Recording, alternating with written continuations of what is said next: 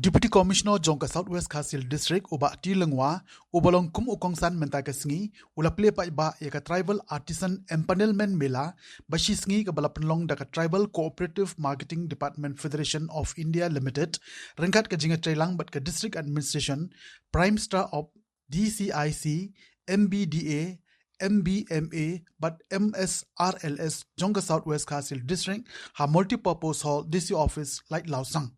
Kajing temu jong kane ke program kalong ban pen ipat ba ban jingo one ban pekto ya ki mar ki mata ba ki self-help group ki producer group ni ki reusimet ki lawan ra khnang ba ki break ki bon khnang na ka Tribal Cooperative Marketing Department Federation of India Limited kinyo ban ra bat pen i de shakwi pat ki jaka bat lengba jong kane ka mela onla ban ra shushu ya kasap ba ki brew kin penon kam hong onla banra shushu ya kasap baki brew kin pendan kam hong ya kene kam ka baki trei dalaki jong kikti haka than jing than shna jing shna but kiwi ki jat kam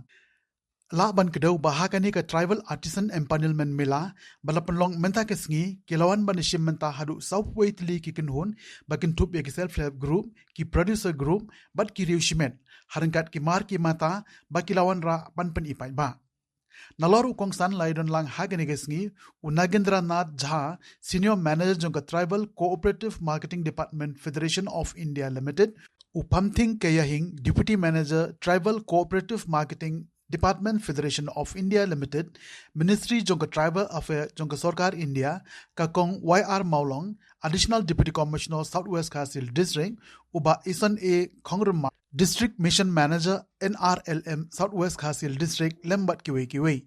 Yaka program Haganigasngi lapanya inda uba Bansuk Langs Aim District Project Manager Jongka Make Life Kajingkren Priang Nakakong Yane Lang Hujon Deputy Manager Jongka District Project Management Unit but Kajingkren Kublai Nakakong Graceful Mary Lingdo Nonglight Assistant Manager Jongka District Project Management Unit.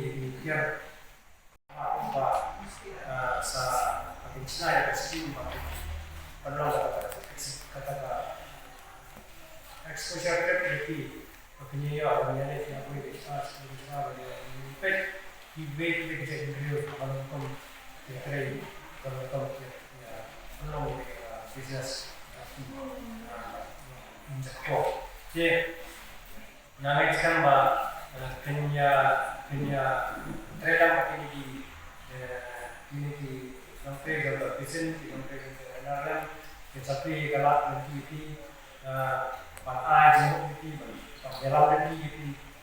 kind of in detail. I'm very thankful. I'm very